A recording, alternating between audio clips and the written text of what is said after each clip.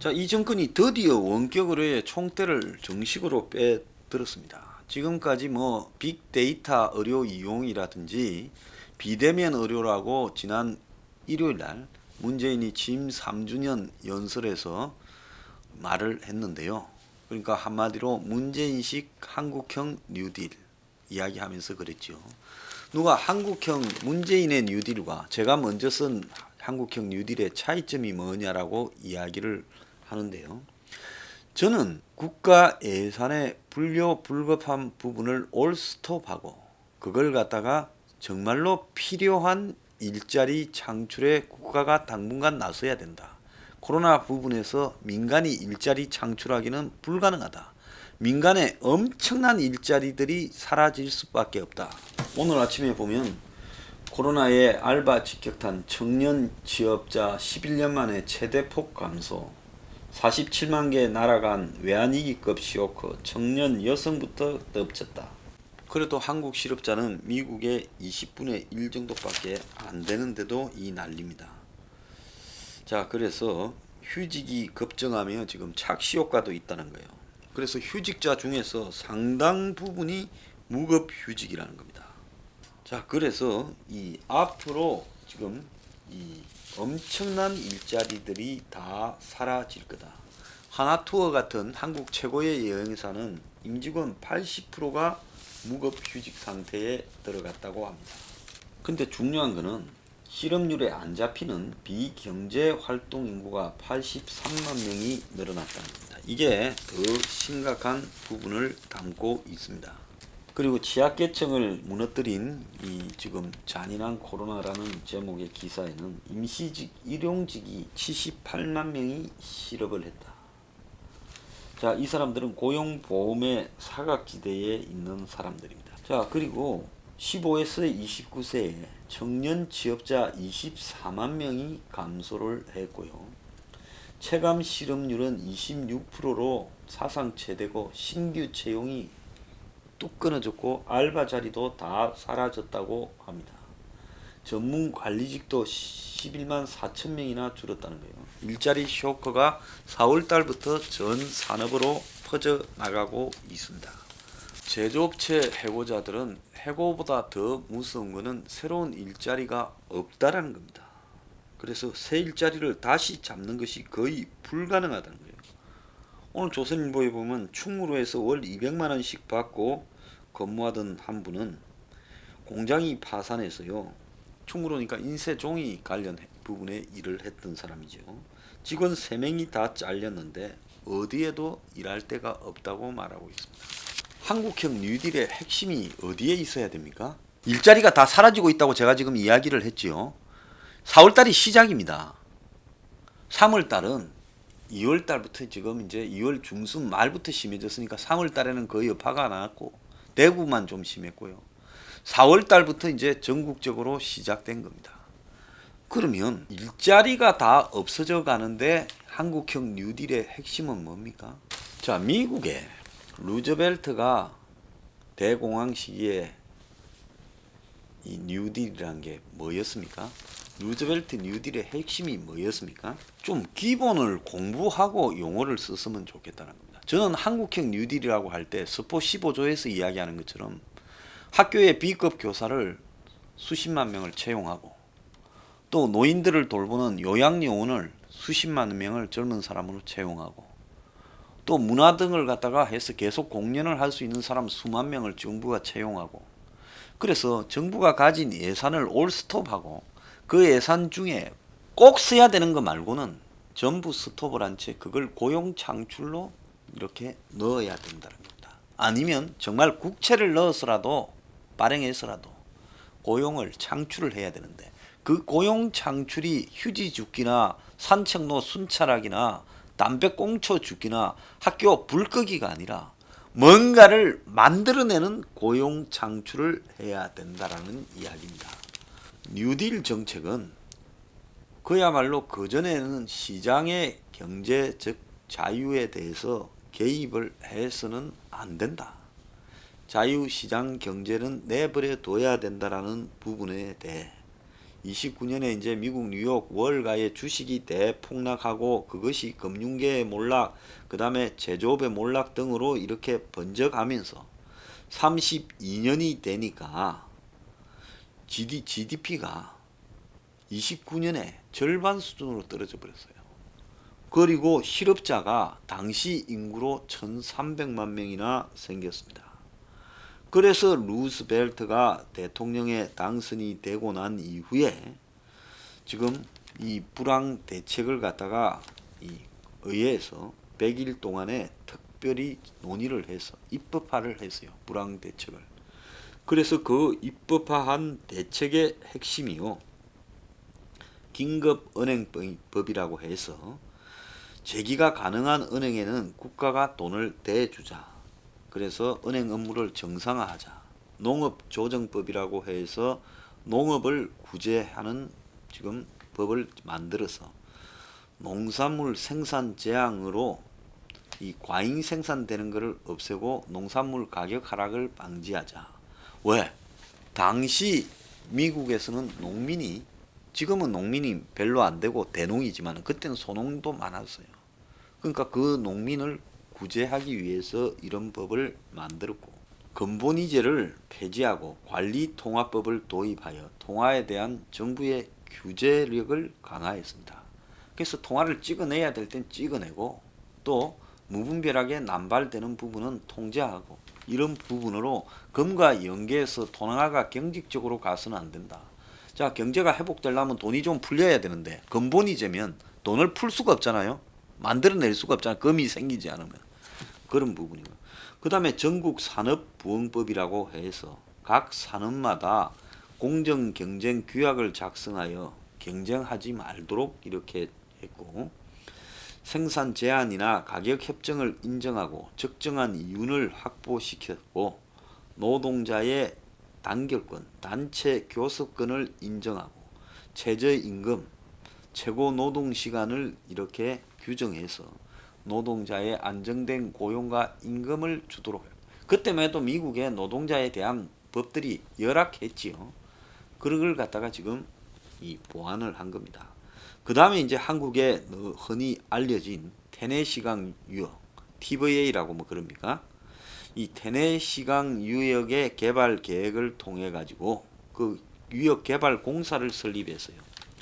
그래서 이 지역의 발전과 그 다음에 이 치수 관계용으로 다목적 댐을 건설해서 종합적인 지역 개발을 해서 정부에 의한 전력 생산 사업을 한다. 그러니까 노는 노동자들을 이 TVA 정책에 넣어서 일을 시키고 월급을 주고 또 그게 뭡니까? 댐을 만들어서 거기서 수력발전소에서 전기를 생산하도록 하고 또 농업용으로도 용수로도 쓴다. 그래서 그때 만들어진 게 후버댐 뭐 이런 거 아닙니까? 자, 그리고 자원보존봉사단 그리고 연방임시구제국을 만들어서 실업자와 궁핍자를 구제하고 지방자치단체의 구제 활동을 연방정부가 돕는다. 이런 내용들이 들어간 겁니다. 자, 그래서 국가적 일자리 창출을 갖다가 주로 많이 노력을 했어요. 그런데 문재인은 한국형 뉴딜이라고 50만 개의 일자리 창출을 하겠다고 말을 했는데 문이 말하는 공공부문과 청년 일자리라는 부분이 이게 정말 필요해서 한 거냐 아니면 이걸 갖다가 각 행정부서나 정부 공공기관 공기업 등에 그냥 나눠줘서 얼마를 만든다고 해서 올린 거냐 이런 부분에서 봤을 때 완전히 급조했다는 겁니다. 자, 그런데 지금 10년 동안 헛돌고 있던 원격 의료를 청와대가 긍정 검토한다고 오늘 조선일보가 일면에 썼습니다. 제가 며칠 전부터 이 정권이 지금 코로나를 핑계 삼아서 원격 의료를 하려고 한다라고 경고를 계속 했지요. 그런데 이들은 아니다, 비대면 의료다, 어쩌고 뭐 의료 빅데이터 활용이다 이렇게 이야기를 하더니만 드디어 김연명 청와대 사회수석 이 사람 나쁜 사람이에요. 저하고요 한 25년 전에 무슨 뭐 의료 보험을 갖다가 국가적으로 통합하고 이렇게 유지하는 부분에 대해 정부 관련 각종 위원회에서 일을 했습니다. 그때만 해도 이 사람 이렇게 말하지 않았어요. 그런데 이제 청와대에 들어가서 수석되면서 더불어민주당 당선자에 대해서 강연을 했는데, 청와대 사회수석이 원격 의료는 과거 부정적이었지만 최근 긍정적으로 검토하고 있다. 이제 지 평생 입장을 바꿔먹고 있어요. 지가 출세했다고 청와대 가서 수석한다고 지 소신을 바꾸면 되겠습니까? 그러면서 이제 공식적으로 청와대 수석입을 통해 원격을 하겠다고 했어요. 이거 삼성 좋은 일 시키는 일이라고 제가 몇 번 이야기를 하지 않았습니까? 그래서 청와대가 코로나를 계기로 원격 의료를 주요 국책 사업으로 추진한다. 이거 노무현 때부터 시도됐고 이명박도 할라 했고 박근혜도 할라 했습니다. 그래서 박통이 뭐 보건소에 가가 충남에 할 때 내가 그때 뉴스 브리핑에서 왜 그런 짓거리를 하는데 그때 의사협회 회장이 거기 가시가 있었잖아요. 추부진인가? 저 동원이 되냐? 이게 말이 되냐고 했습니다. 자, 무는 지난 28일 한국형 뉴딜 언급을 하면서 비대면 의료 서비스 등 다양한 프로젝트 발굴에 상상력을 발휘해라. 이제 문이 그래 말하니까 이제 김연명이가 원격으로 해라는구나 하고 잽싸게 안을 만들었습니다. 어제 비공개 강연에서 코로나를 겪으면서 전화 진료 등 원격 의료의 효과적인 실증 사례를 이렇게 체험했고, 원격 의료하면 소형 병원이 없어지는 것 아니냐 우려가 있지만 코로나 때 해보니 그 정도는 아니었다. 원격 의료는 해능법상 불법이지만 코로나로 인해 한시적 부분으로 허용되어 있다. 그래서 한시적으로 허용한 전화 상담 진료가 17만 건이 나왔으니 그걸 갖고 장단점을 따져보겠다. 아니, 코로나 때문에 전화로 내가 코로나 걸린 것 같아요, 안 걸린 것 같아요 묻는 거를 그게 원격 의료입니까? 아니, 전화 상담이 원격 의료예요? 기가 찬 이야기가 아닐 수 없습니다. 지금 그거 말하지 않는 줄 잘 알고 있잖아요. 자, 원격 의료라는 것은 한마디로 삼성이 가진 보험에서 축적한 모든 이 의료 데이터들, 황장수 하면 황장수, 삼성보험 등 보험회사들, 다른 보험회사들 생명보험이니 각종 보험에 들어있는 거 싹 다 하면 저 사람이 어떤 상태구나 나오지요. 자기 또 병원에, 삼성병원에서 모든 자료가 황장수가 갔다 하면 자료 다 나오지요. 자, 이런 데이터를 바탕으로 삼성 뭡니까? 전자에서 만드는 각종 원격 의료를 할 수 있는 통신 장비와 또 통신 디바이스, 집에 이제 원격 의료용 컴퓨터와 원격 의료용 뭡니까? 모니터, 그리고 원격 의료용 통신망, 원격 의료용 무슨 통신 장비. 자, 거기에다가 또 뭡니까? 삼성이 가지고 있는 각종 첨단 의료 장비. 자, 이런, 그리고 삼성이 가지고 있는 의사, 의료진, 이런 거를 가지고 원격 의료를 통해서 이제 삼성이 가지고 있는 바이오로 해서 제약까지, 약까지 지어갖고 이제 집에 던져주겠죠. 의사하고 화상으로 통화하고요. 자, 그래서 이런 부분이 되게 되면 병원이 거의 무너진다는 것은 기정사실입니다. 그럼에도 지금 원격 의료를 추진하겠다는 말을 지금까지는 잡아떼었어요. 형식적으로. 이제는 부인도 안 한답니다. 민주당은 그동안에 원격 의료는 소규모 병원이 망할 수 있다고 반대했죠. 소규모의 병원이 망하면 결국은 국민들이 다 어떻게 되느냐. 이제 그야말로 원격 의료를 할 수 있는 대형 병원과 연결된 통신망에만 소속되는 거예요. 자, 그렇게 되면 이제 병원 가기가 어려워지고 병원은 허가를 받아야 가게 될 거고 집 밖에 나가면 아주 쉽게 의사를 만나는 일이 어렵게 될 거고 이제 의료 시스템 자체가 붕괴되고 이것은 결국 한국의 지금 공공의료보험 제도의 붕괴로도 연결될 수 있습니다. 자, 그러면서 나중에는 없는 사람들은 이제 원격 의료나 진료받고 가뭄에 콩나야 병원 가고 있는 사람들은 사적 부자들을 위한 이 사적 병원 시스템으로 들어가게 되는 이 공과 사의 극명한 양분이 될 수밖에 없는 단초가 원격 의료에서 열린다는 거예요. 자, 민주당은 2010년 이명박, 2016년 박근혜가 이걸 추진했을 때도 반대했다. 저보고 박근혜 전 대통령이라 안 한다. 제가 전직 대통령을 다 그냥 이름만 부르지요. 왜 박근혜만 전 대통령이라고 불러야 됩니까? 그런 헛소리 하지 말길 바래요. 자, 그래서 문재인 정부는 집권 초부터 이걸 하려고 했고 구체적으로 의료법을 개정하려고 했지만 민주당 의원 다수가 그걸 반대해서 안 됐는데 이제 이걸 추진을 본격적으로 할 건데 그래서 여권 일부와 의료계가 뭐 또 좌파 단체들이 반대하더라도 이거를 갖다가 비대면 의료 서비스를 확대한다고 밀어붙이려 한다는 거예요. 자, 그런데 한국의 수구 보수 진영에서는 이게 다 찬성해요. 보수 언론 찬성하고 미통당도 아마 찬성할 겁니다. 썩어 문드러진 거예요. 이거는 좌우의 문제가 아니라요. 국민을 위한 효용의 문제입니다.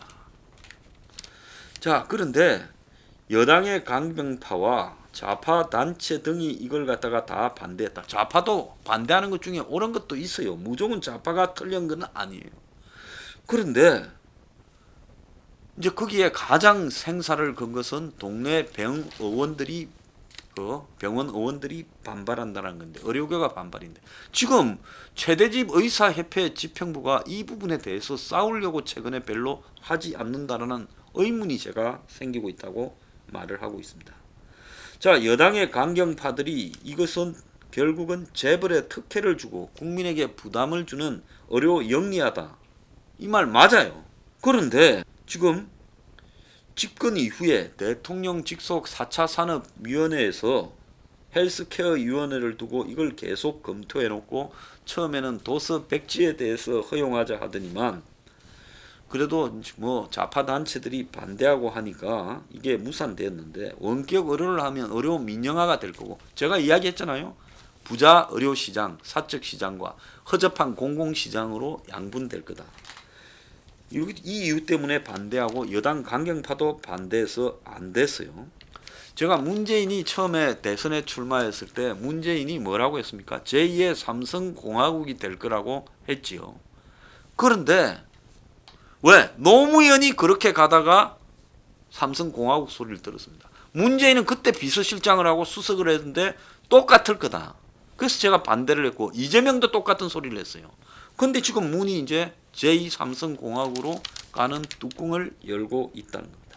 문이 총선 이겼고 여당 의원 숫자 많고 또 이제 여당 의원들 중에 속으로는 반대해도 문 눈치를 다 보고 있고 자, 보수 진영 반대 안 하고 보수 진영은 삼성이 하늘이잖아요. 반대 안 하고 자, 의료계가 이제 반발이 문제인데 그런데 이제 의료계 반발은 의사들의 밥그릇 지키기다. 이렇게 매도하면서 지금 몰아붙이겠죠. 그런데 의료계에서도 지금 이 부분을 제대로 싸우지를 않고 있습니다. 자, 의사협회 등은 가벼운 감기 등 이런 질환이나 만성 질환에 대해서 지금 전화 상담 처방을 한시적으로 허용하자 한 것도 전면 거부한댔어요. 자, 이 부분에 대해 투쟁을 하세요. 의사들이 다 사라질 건데 의사들이 투쟁을 해야죠. 그러지 않습니까? 저는 원격으로 내 눈에 흙이 들어가기 전엔 안 된다. 제가 의료 시스템이 이까지 오는데 제가요 젊은 청춘을 바쳐서 이 시스템이 이까지 오는데 기여한 사람이라고 생각을 합니다. 저도 의료 관련 위원회에서 한 6개인가 7개인가 일을 했어요. 그래서 오늘날 의료 시스템을 만드는데 많은 노력과 시간을 기울였던 사람입니다. 그런 관점에서 봤을 때 이거 절대 안 된다라는 게 제 생각입니다.